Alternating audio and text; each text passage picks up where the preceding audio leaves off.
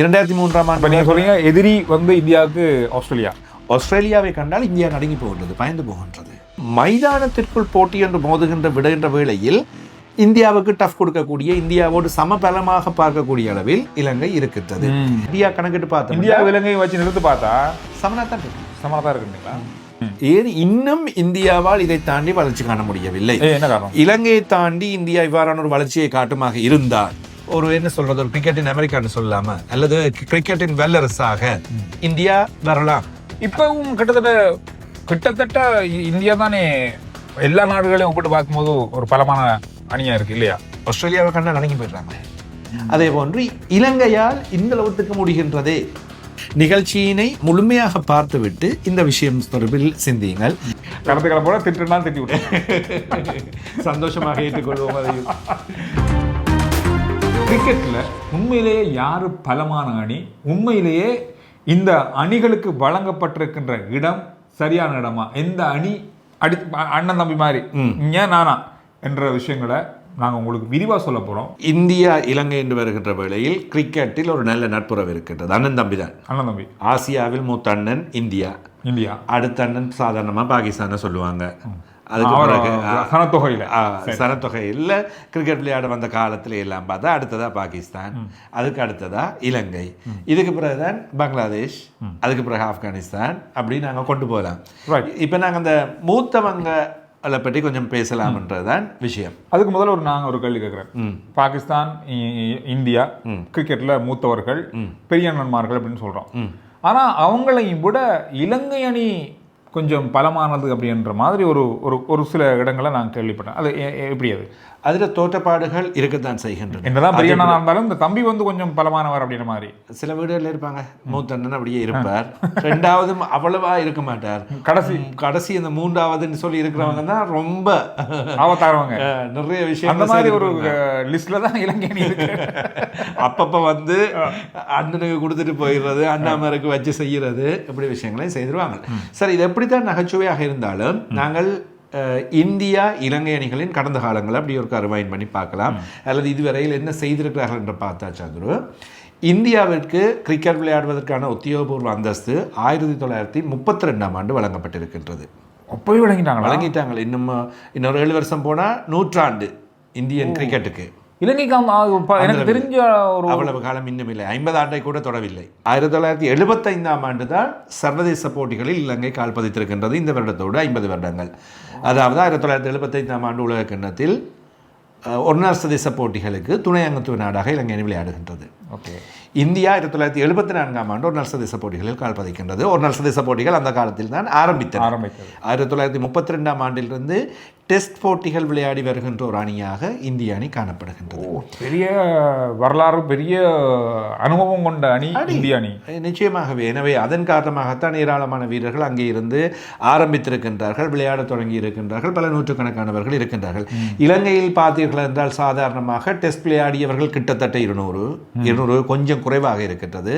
ஒரு நாள் சர்வதேச போட்டிகள் விளையாடியவர்கள் 200 கொஞ்சம் கூடுதலாக இருக்கின்றது. இதுதான் இலங்கை அணியின் வீரர்களின் கணக்கீடாக நாங்கள் பார்க்கக்கூடியதாக இருக்கின்றது. இப்போ சந்திர 1932ஆம் ஆண்டு 1982ஆம் ஆண்டு 50 வருட கேப்ல இலங்கை இந்திய அணிகளுடைய கிரிக்கெட் அனுபவம் இருக்கு. எனவே நாங்கள் அந்த அனுபவம் என்பது முக்கியம் அதில் பார்க்கின்ற வேளையில். எனவே அந்த அனுபவத்தை முதலில் நாங்கள் பார்த்துக் கொள்ள வேண்டும்.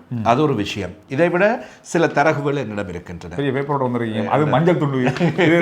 இது போலீஸ்காரங்க நம்ம இந்த என்ன சொல்றது, வீதி போக்குவரத்து விதிகளை மீறினா எழுதி கொடுக்குற துண்டு மாதிரி. எனக்கு நான் வரும்போது நான் சிக்கல்ல மாட்டிட்டீங்களோன்னு ஒர்க் அவுட் எதை செய்தாலும் சரியா செய்யணும் என்றதுதான். இப்போ 1932ஆம் ஆண்டு இங்கிலாந்து அணிக்கு எதிராக டெஸ்ட் போட்டிகளை ஆரம்பித்த இந்திய அணி 594 டெஸ்ட் போட்டிகளை அண்மையில் நடைபெற்ற இங்கிலாந்து தொடரோடு பேசிக்கொண்டோம். ஆமா ஆமா 94 டெஸ்ட் போட்டிகளில் இந்திய அணி விளையாடி இருக்கின்றது. இதில் 183 வெற்றிகள், 186 தோல்விகள். சரிக்கு சமன். இங்கேயும் இல்லை. இதுல 224 ட்ரோ, அதாவது ஓட்ட எண்ணிக்கை சமநிலையில் முடிவடைந்தது. ஒரு போட்டி வெற்றி தோல்வியேற்ற முடிவு, அதாவது டை சம ஸ்கோர், அதால் வெற்றி தோல்வியேற்ற முடிவு இந்த அளவு நடந்திருக்கின்றது. அண்மையில் உலக டெஸ்ட் சாம்பியன்ஷிப்பில் 2 தடவைகள் 2வது இடத்தை பெற்றுக்கொண்டார்கள், சாம்பியன்ஸாக முடியவில்லை. இது இலங்கை எடுத்துக்கொண்டால் 1982ஆம் ஆண்டு இங்கிலாந்துக்கு எதிராக முதலாவது டெஸ்ட் போட்டியை விளையாடி இருக்கின்றார்கள். இதுவரையில் 327 போட்டிகளில் விளையாடி இருக்கின்றார்கள் இலங்கை அணி. கிட்டத்தட்ட 107 வெற்றி, 127 தோல்வி, 93 சமநிலையான முடிவுகள். ஓகே, இது ரெண்டையும் ஒப்பிட்டு பார்க்க சரியான தெரியல. இந்த தரவுகளை ஒப்பிட்டு பார்க்கும்போது இந்தியாவுக்கும் இலங்கைக்கும் அந்த கிரிக்கெட் பலம் அப்படின்றது அவ்வளோ பெரிய வித்தியாசத்தில் இல்லை. இப்போ நாங்கள் ஒரு நாள் சர்வதேச போட்டிகளையும் பார்க்கின்ற வேளையிலும் வெற்றி பெற்ற விஷயங்களையும் பார்க்கிற வேளையில் இது இன்னும் சந்திர குறைவடையும்.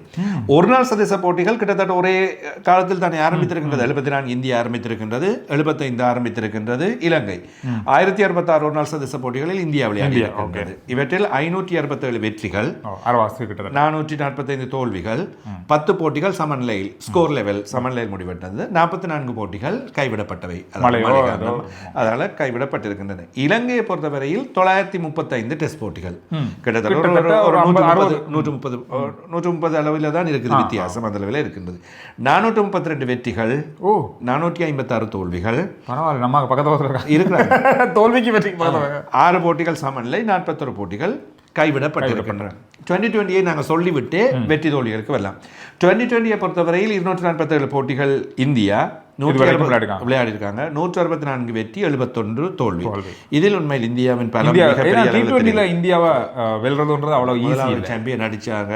T20ன்றது இந்தியாவுக்கான ஒரு கிரிக்கெட் தான். அந்த IPL அப்படின்னும் போது அதை பார்த்தாலே விளங்குது. அதுல இருந்து பயங்கரமா ஃபோம் ஆகி இப்ப ஆசிய கண்ணமும் சில வேளையெல்லாம் சொல்ல முடியாது, IPL மாதிரி தான் இருக்க போகிறது தெரியாது, அந்த அளவுக்கு இருக்கு.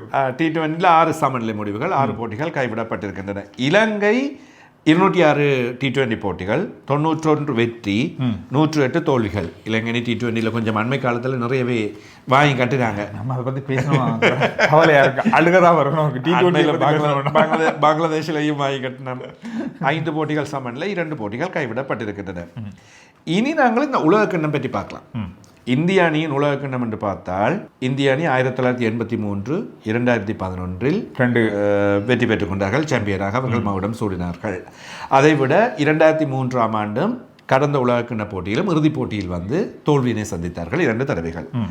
நம்மவங்க 1996ஆம் ஆண்டு சாம்பியன் வெற்றி பெற்றாங்க. உலக கிண்ணம் அது ஒன்று தான் இருக்கின்றது.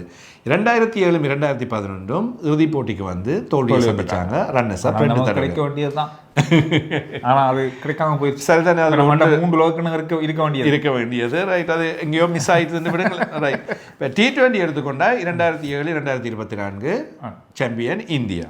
நம்மவங்க 2014 சாம்பியன், 2012 ரன்னர்ஸ் அப் 2வது இடம். ரைட். அப்போ இதுதான் கிடைக்க வேண்டியது, ஆனால் கிடைக்கவில்லை.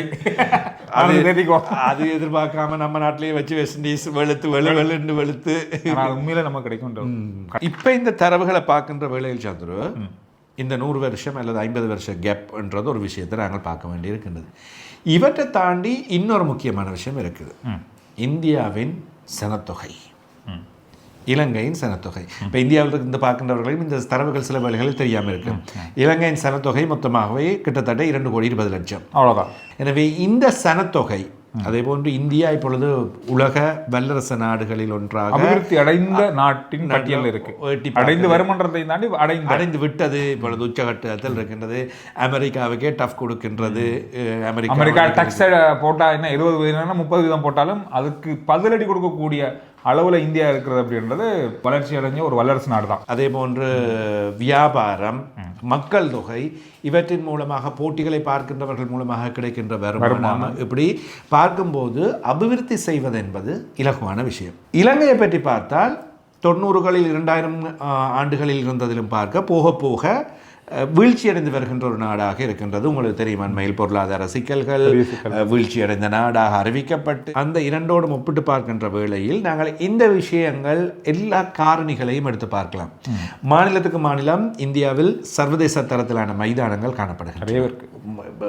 நூற்றுக்கணக்கான மைதானங்கள், கிளப் மைதானங்களே சர்வதேச ரீதியில் தான் இருக்குது. நம்ம நாட்டில் இன்னுமே ஒரு 3 மைதானத்தை தான் நாங்கள் சொல்லிட்டு இருக்கிறோம் கிரிக்கெட் மைதானங்களாக. ஆனால் இலங்கையும் இந்தியாவுடைய கிரிக்கெட் டீமை நாம் 2 பக்கம் ஒப்பிட்டு பார்த்தோம்னு சொன்னால் கிட்டத்தட்ட ஒரே அளவான சமநிலையான ஒரு 50 100 எடுத்தோம்னா இந்தியா 55ண்டா இவங்க ஒரு 45 அந்த ரேஞ்ச் ஒரு சின்ன வித்தியாசத்தில் தான் இதில் தான் ஓடிக்கொண்டிருக்குது.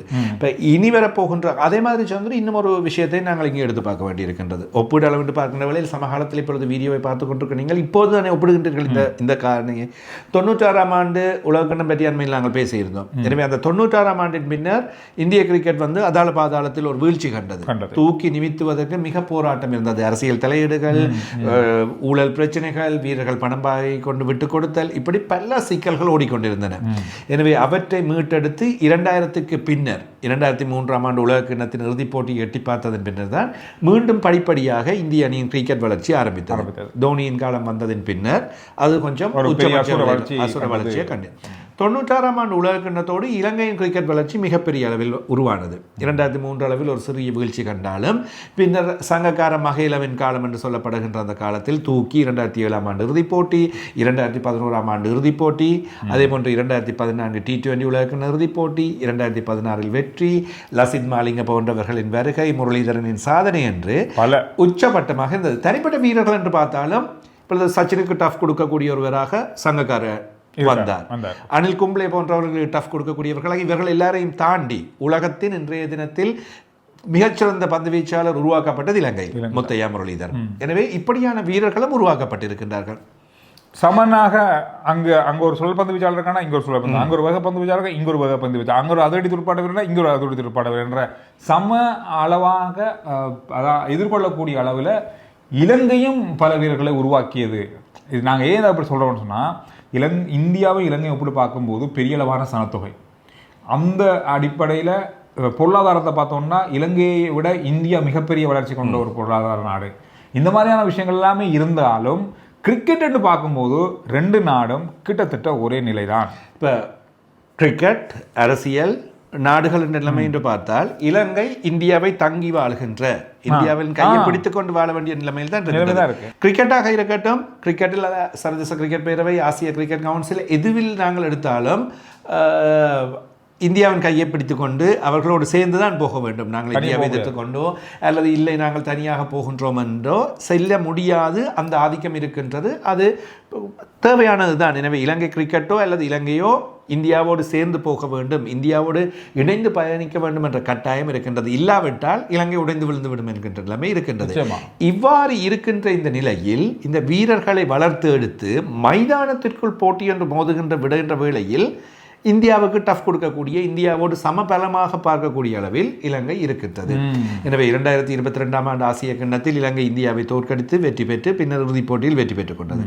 அதற்கு இந்தியா மீண்டும் வந்து இலங்கையில் வந்து பதிலடி கொடுத்தது. 54 ஓட்டங்களுக்கு ஆட்டம் இழப்பு எல்லாம் இருக்கின்றது, நாங்கள் ஏற்றுக்கொள்கின்றோம். இதையே ஒரு தடவை ரிவைண்ட் பண்ணி போனால் இலங்கை அணியும் இந்தியாவை அதே போன்று ஆட்டமிழக்க செய்திருக்கின்றதா, 58 ஓட்டங்களுக்கு ஆட்டமிழக்க செய்திருக்கின்றது. இப்படியெல்லாம் பார்க்கின்ற வேளையில் சமபலனாக இருக்கின்றது. டெஸ்ட் போட்டியில் கூடுதலான ஓட்டங்களை பெற்ற சாதனையை இந்தியாவுக்கு எதிராக தான் இலங்கை பெற்றுக்கொண்டது. 972 ஓட்டங்களை பெற்றுக்கொண்டது. எனவே இப்படி பார்க்கின்ற வேளையில் சாதனைகள், பெறுதிகள் இவற்றில் அவற்றையும் ஒரு தராசில் நாங்கள் வைத்து சரியா கணக்கிட்டு பார்த்தோம். இந்தியா இலங்கையை வச்சு நிறுத்து பார்த்தா சமனா தான் இருக்கு. சமனா தான் இருக்குங்களா? நான் ஒரு 5 வீதம் இந்தியா அதான் நான் முதல் காய் காட்ட மாதிரி ஒரு சின்ன வித்தியாசம். நான் கொஞ்சம் இந்தியா பக்கம் மாறிட்டேன். எனவே பலமே நீங்க தான் அந்த பக்கம் இல்லை, பொதுவாக இது ஏன் என்று நானும் சிந்திக்கின்றேன். ஏன் இன்னும் இந்தியாவால் இதை தாண்டி வளர்ச்சி காண முடியவில்லை? என்ன காரணம்? இலங்கையை தாண்டி இந்தியா இவ்வாறான ஒரு வளர்ச்சியை காட்டுமாக இருந்தால், இப்பொழுது நாங்கள் இந்த ஒப்பிடுவதை விட்டு இலங்கையோடு இந்த அளவில் தான் இருக்கின்றார்கள் என்பதை மறந்து இந்தியா இன்னும் வளர்ச்சி காட்ட முடியுமாக இருந்தால் இங்கிலாந்து, ஆஸ்திரேலியா போன்றவற்றையெல்லாம் தாண்டி முழு பலமான இந்தியா கிரிக்கெட்டின் ஒரு என்ன சொல்றது, ஒரு கிரிக்கெட்டின் அமெரிக்கான்னு சொல்லலாமா, அல்லது கிரிக்கெட்டின் வல்லரசாக இந்தியா வரலாம். இப்பவும் கிட்டத்தட்ட இந்தியா தானே எல்லா நாடுகளையும் ஒப்பிட்டு பார்க்கும்போது ஒரு பலமான அணியா இருக்கு இல்லையா? ஆஸ்திரேலியாவை கண்டா நடுங்கி போயிடுறாங்களே. அப்படி சொல்றீங்களா? அடிச்சு கடந்த உலக கிண்ணத்தில் இந்தியாவில் வைத்து இந்தியாவை வீழ்த்துவது கஷ்டம். எல்லா நாட்டுகளுக்கும் போட்டு வெளுத்து கொண்டு வந்துட்டு இந்தியா ஆப்கானிஸ்தானோடைய ஆஸ்திரேலியா தோக்க போகுது நிலைமையில் கிளென் மேக்ஸ்வெல் படுத்து கிடந்துன்னு எல்லாம் அடித்து கொண்டு வந்து தட்டு மாதிரி வந்த ஆஸ்திரேலியா இறுதிப் போட்டியில் வந்ததுமே நடந்தது. சிம்பிளாக அடித்து தூக்கிட்டு போயிட்டார்கள். 2003ஆம் ஆண்டு நீங்கள் சொல்றீங்க எதிரி வந்து இந்தியாவுக்கு ஆஸ்திரேலியாவை கண்டால் இந்தியா நடுங்கி போகின்றது, பயந்து போகின்றது. அதை ஏன் இன்னும் இந்தியா அந்த அளவுக்கு வளர்த்தெடுக்கவில்லை, அல்லது ஏன் அதை செய்யவில்லை, அல்லது ஏன் இன்னும் அந்த ஆதிக்கத்தை இவ்வளவு ஒரு வல்லரசாக ஒரு நல்ல நாடாக இருந்து கொண்டு ஏன் செய்ய முடியாமல் இருக்கின்றது என்பது எனக்குள் இருக்கின்ற ஒரு சந்தேகம். அதே போன்று இலங்கையால் இந்த அளவுக்கு முடிகின்றதே, இதுவும் இதையும் பார்க்க வேண்டிய ஒரு விஷயம் இருக்கின்றது. இதனால் தான் நாங்கள் ஆரம்பத்திலே சொன்னோம், நிகழ்ச்சியினை முழுமையாக பார்த்துவிட்டு இந்த விஷயம் தொடர்பில் சிந்தியுங்கள். எங்களுடைய நிகழ்ச்சிகளை பலர் இந்தியாவிலிருந்தும் தமிழ்நாட்டிலிருந்தும் ஆச்சரியமா தான் பார்த்து கொண்டிருக்கேன். நான் ஒரு ரசிகனா மாறி இப்போ இந்த விஷயத்தை ஆச்சரியமா பார்த்து கொண்டிருக்கேன். அப்படியே நாங்கள் முடிச்சிடுவோம். இந்த விஷயம் தொடர்பாக நீங்க என்ன சொல்றீங்க அப்படின்றதையும் கருத்துக்கள்ல சொல்லுங்க. கமெண்ட்ஸ் பகுதியில் உங்களுடைய கமெண்ட்ஸை நாங்கள் மிக எதிர்பார்க்கின்றோம், வரவேற்கின்றோம். அண்ணா வாசிக்கிறார் எல்லா கமெண்டையும், அதான் முக்கியம். கருத்துக்களை போல திட்டுனா திட்டி விட்டுருங்க, சந்தோஷமாக ஏற்றுக்கொள்வோம். அதையும் அடுத்த வீடியோ சந்திக்கிறோம். நன்றி.